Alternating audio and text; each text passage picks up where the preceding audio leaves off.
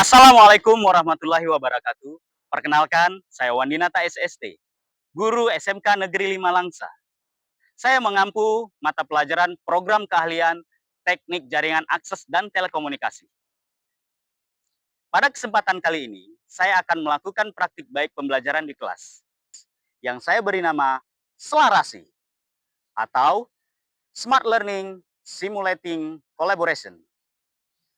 SMK Negeri 5 Langsa terletak di Jalan Jenderal Ahmad Yani, Kilometer 4, Desa Bate Putih, Kecamatan Langsa Lama, Kota Langsa. Saya bertugas sebagai guru produktif program keahlian teknik jaringan akses dan telekomunikasi.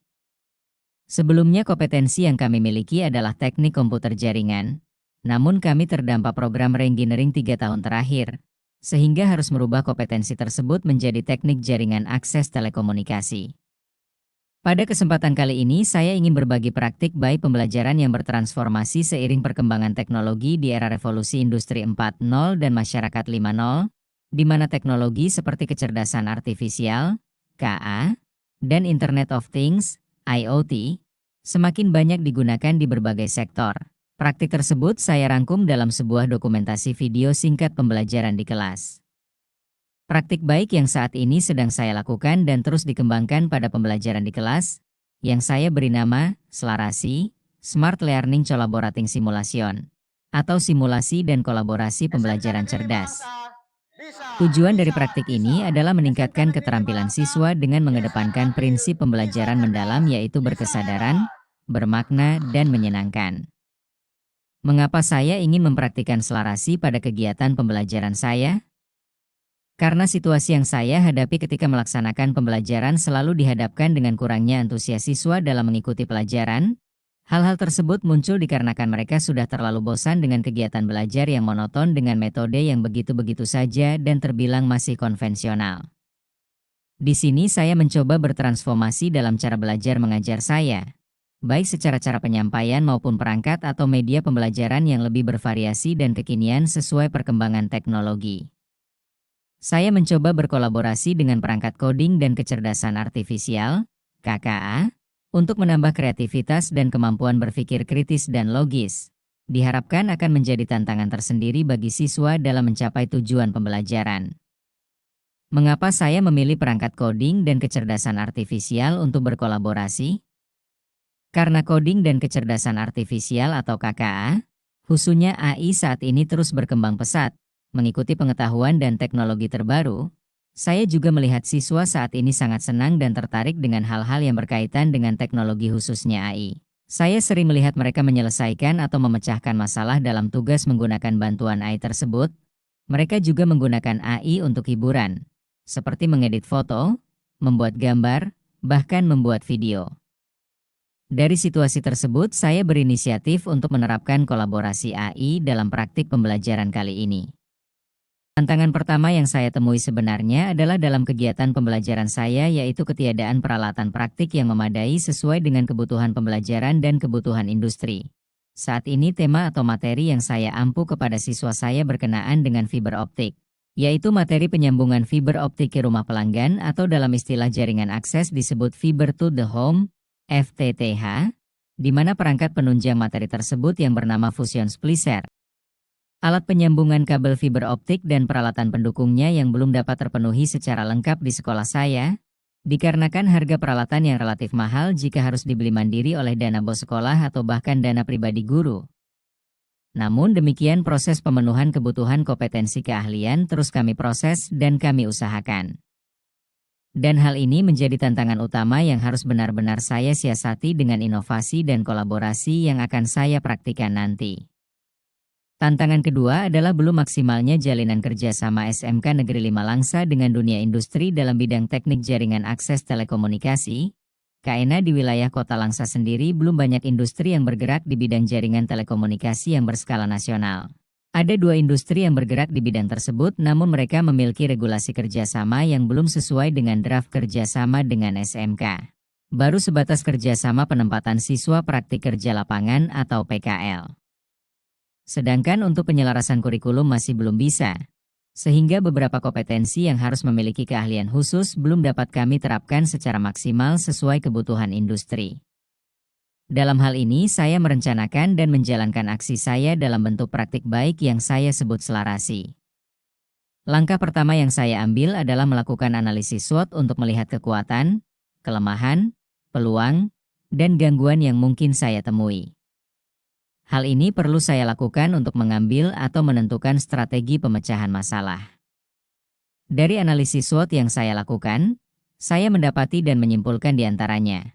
Pertama, kekuatan, aspek internal, saya memiliki motivasi dan semangat serta memiliki dasar pengetahuan keilmuan jaringan akses, serta pengetahuan coding dan kecerdasan artifisial, KKA. Kemudian kelemahan, kurangnya peralatan praktik fiber optik sebagai pendukung materi ajar FTTH. Lalu peluang, saya memiliki media dan sumber belajar yang cukup, buku, modul, jurnal, internet, serta waktu tatap muka pembelajaran yang cukup. Terakhir adalah gangguan, adanya kendala listrik yang sering padam, dan gangguan jaringan internet serta kegiatan-kegiatan siswa atau guru yang di luar perencanaan. Selanjutnya saya merancang RPP, Rencana Pelaksanaan Pembelajaran, dengan menerapkan prinsip pembelajaran mendalam atau deep learning, berkesadaran, bermakna, dan menyenangkan. Model pembelajaran berbasis masalah, PBL. Di mana siswa belajar melalui pemecahan masalah, di sini saya akan memberikan contoh masalah yang timbul saat instalasi FTTH di rumah pelanggan. Karena kami bukan perusahaan atau penyedia layanan jaringan yang dapat memberikan pelayanan pelanggan, saya mensimulasikan masalah tersebut menggunakan gambar yang saya beri keterangan seperti pada keadaan sebenarnya. Gambar tersebut saya tuangkan dalam LKPD, lembar kerja peserta didik. Di sini saya akan mensimulasikan bahwa dari 8 pelanggan yang menyambungkan jaringan FTTH terdapat beberapa sambungan yang memiliki kualitas sambungan yang buruk. Di mana potensi loss signal kehilangan signalnya tinggi. Signal cahaya fiber optik yang baik menentukan kualitas sambungan yang baik. Sebaliknya kualitas signal cahaya yang buruk menghasilkan kualitas yang buruk pula. Ada batas minimum kehilangan signal atau loss yang bisa ditolerir. Jika nilainya di atas toleransi maka signal dianggap buruk, gagal atau fault. Saya menyadari bahwa tantangan utama dalam pembelajaran di era revolusi industri 4.0 dan masyarakat 5.0 bukan hanya pada penyediaan sarana dan prasarana, tetapi juga pada bagaimana guru mampu mentransformasikan cara belajar mengajar agar lebih bermakna, kontekstual, dan menyenangkan bagi peserta didik. Dari situasi itu, saya merasa perlu melakukan pendekatan yang tidak hanya menyentuh aspek kognitif, tetapi juga mengaktifkan potensi berpikir kritis, kreatif, dan kolaboratif siswa.